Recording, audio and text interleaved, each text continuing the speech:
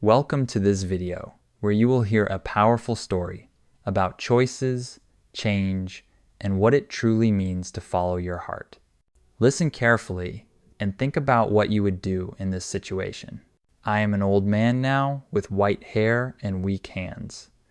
I have seen many things in my life, some good but mostly bad. Life is not fair, and I think about that every day. When I was young, I worked as a policeman and loved my job. Every day I caught criminals and kept the city safe. I was proud because I believed in justice. My life was simple and my days were always the same. I woke up early, worked hard, and went home late. I never thought about change and never expected surprises. But one night, everything changed. That night, I met a thief, and my life was never the same again. It was a cold night and the streets were empty. The city was quiet and only the wind made noise. My partner and I sat in our police car watching a large house. We had information that a thief was inside. This was not a normal thief. She was clever, fast, and very dangerous. We had to catch her before she escaped. We waited in silence, looking at the dark windows. Then the door opened, and she ran out. She moved like a shadow, quick and light. She wore black clothes, and her dark hair flowed behind her. She looked back at us, but did not stop. Instead, she smiled and disappeared into the night. I jumped out of the car and ran after her. My partner called for backup, but I did not wait. My heart was racing, and my breathing was heavy. I had caught many thieves before, but this was different. She was different. She ran through narrow streets, turning left and right. She jumped over fences and climbed walls easily. She knew the city well and was not scared. I followed her, pushing myself to run faster. Every time I got close, she pulled away again. It felt like a game, and she was winning. I had never chased someone like that before. She was not just running away, she was challenging me. Finally, she stopped in a small alley. The walls were high, and there was no exit. She turned to face me, breathing hard. I pointed my gun at her, but she did not look scared. Her big brown eyes stared into mine, and she smiled again. It was not a thief's smile, it was something else. I had seen fear, anger, and sadness before, but never this. It was calm, almost playful. I stepped closer, and she lifted her hands. "You caught me," she said. Her voice was soft but strong. I did not expect her to speak first. Most thieves ran, fought, or begged, but she stood there waiting. I put my gun away and took out my handcuffs. I needed to arrest her, that was my job, but for the first time in my life, I hesitated. Something about her made me pause. I did not know what it was, but I felt it. She was not just a thief. She was more than that. My hands shook for a moment, and she noticed. She tilted her head, watching me closely. "Are you sure you want to do this?" she asked. Her words surprised me. I had arrested many people, but no one had ever asked me that. I didn't answer right away. The cold wind blew through the alley, and everything was silent. I looked at her, and she looked at me. In that moment, something changed inside me. I was a policeman, and she was a thief, but for the first time, I was unsure what was truly right or wrong. That scared me more than anything. I stood there with the handcuffs, but I did not move. The woman waited. The alley was dark, and the city was quiet. My heart was still beating fast from the chase. I had caught many thieves before, but this time felt different. There was something about her that made me stop. I tried to ignore it. I had a duty to do. I had to arrest her. But my hands didn't move. I didn't understand why. She took a small step closer, and I tensed. I thought she would try to escape or attack, but she did neither. Instead, she smiled again, that same strange smile. "You don't want to do this," she said softly, her voice calm and gentle. I felt my chest tighten. Of course I wanted to do this. It was my duty. I was a policeman who always did the right thing. But at that moment, I was not so sure. She tilted her head, studying my face. "Oh, you are different," she said. I frowned, confused by her words. "Most policemen don't think," she continued. "They just follow orders. But you are thinking." Her words made me uneasy. She was trying to get into my mind. I told myself to stop listening, to arrest her and take her in. But still, I stood frozen. The cold wind moved through the alley, and the city lights flickered far away. Time felt slow. My radio made a small noise, and my partner's voice came through. "Did you catch her?" he asked. I took a deep breath. This was my chance to end it. I could answer, call for help, and take her to jail. But I did not press the button. I hesitated. The thief saw it. Her eyes shined with curiosity. "You don't want to arrest me," she said again. "Something is stopping you." I shook my head. "That's not true," I said quickly, my voice strong. But inside, I was not sure. She laughed softly and shook her head. "Oh, you can lie to yourself, officer," she said, "but I can see the truth." Her confidence bothered me, but it also interested me. She was not afraid. She was not angry. She was calm, almost as if she had already won. I finally stepped forward, breaking the moment. "Turn around," I ordered, my voice steady again. I needed to do this.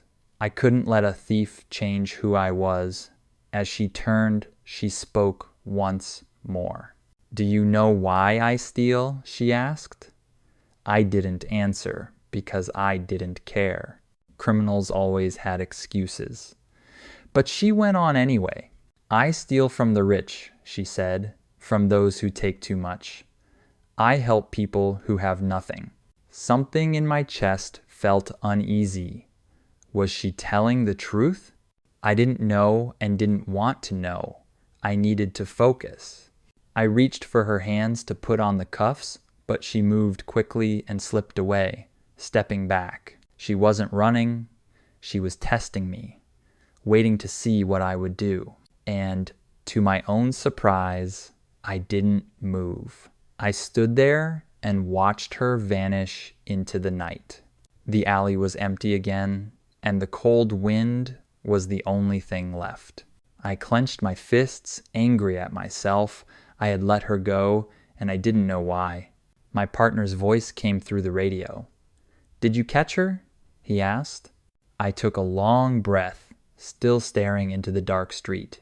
Then, after a moment, I pressed the button and replied, "No, she got away." I sat in my car, looking at the empty street. The night was quiet, but my mind was not. I had let a thief go, a criminal. That wasn't who I was. I always did my job, always caught the bad guys. But tonight was different. She was different, and that scared me. My partner was next to me, talking on the radio, angry she had escaped. I hardly heard him. My thoughts were still back in that alley, with her words in my mind. "You don't want to do this," she had said. Maybe she was right. Why had I stopped? Why did I let her go? I told myself it was a mistake, but deep down, I knew it wasn't. It was a choice, and I didn't understand it. The next day, I couldn't focus. I walked through the station, but my mind was stuck in that alley. I could still feel the cold air on my hands, still hear her voice. I sat at my desk, looking at reports, when my partner came in and dropped the file on my desk. "Her name is Sarah," he said. I opened the file and saw her photo. The same dark hair, the same brown eyes. She was wanted in 3 cities for theft, breaking into rich houses, robbing banks. But she had never hurt anyone. No violence, no weapons, just stealing. I closed the file, but her face stayed in my thoughts. Days went by, but I couldn't forget her. Every night I walked through the city, hoping to see her again. I knew it was wrong. She was a criminal. I was a policeman. We were not the same. But something inside me wanted to understand her, to know why she had smiled at me, to hear her voice once more. I told myself it was about my job, about catching her, but deep down, I knew that was a lie. One evening, I saw her again. She was walking on a busy street, her hands in her pockets, moving lightly. She looked like she belonged there, like a normal woman, not a criminal. I hesitated. Should I arrest her? Should I call for backup? My hand went to my radio, but I didn't press it. Instead, I started to follow her. She turned into a small cafe. I waited outside, watching through the window. She sat at a table, drinking coffee, calmly looking at the street. She wasn't hiding. She was just living. I took a deep breath and made a choice. I walked inside. The bell on the door rang quietly. She looked up, and our eyes met. For a moment, we didn't move. Then she smiled.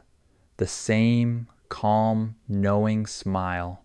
"Officer," she said, tilting her head. I didn't think we'd meet again so soon. Her voice was soft, almost teasing. I sat across from her, not breaking eye contact.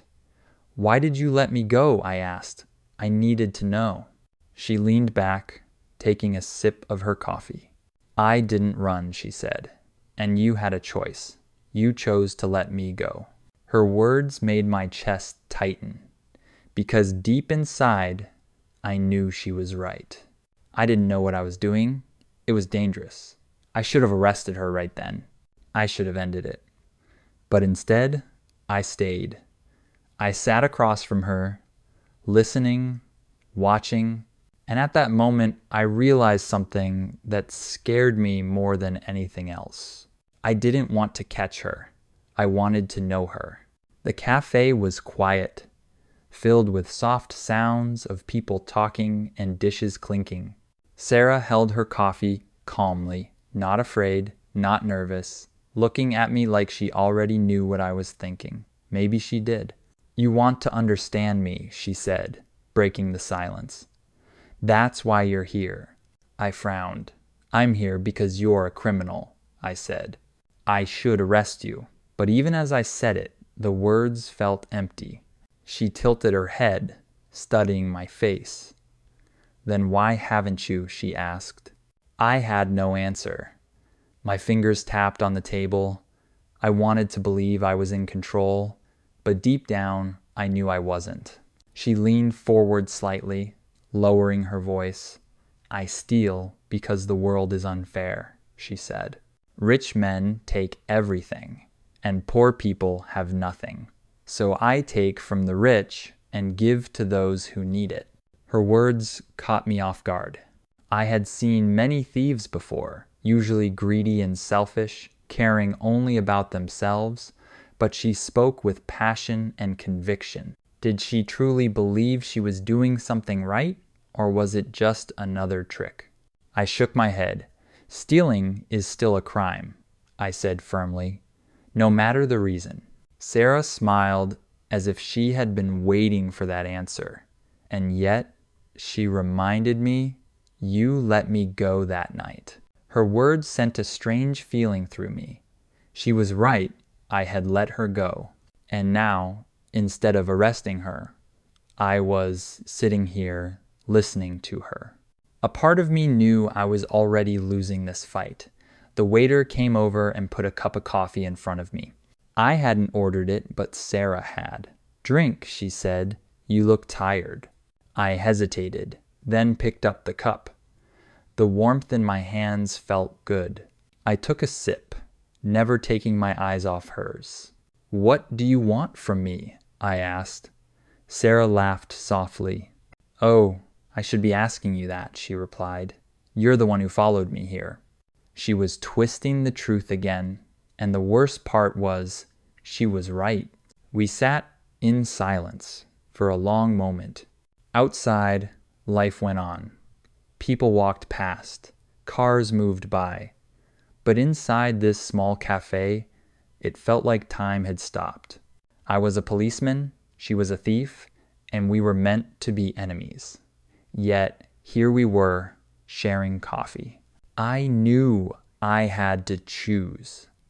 Walk away now, or finish what I had started. Finally, Sarah stood up. She placed some cash on the table and looked down at me.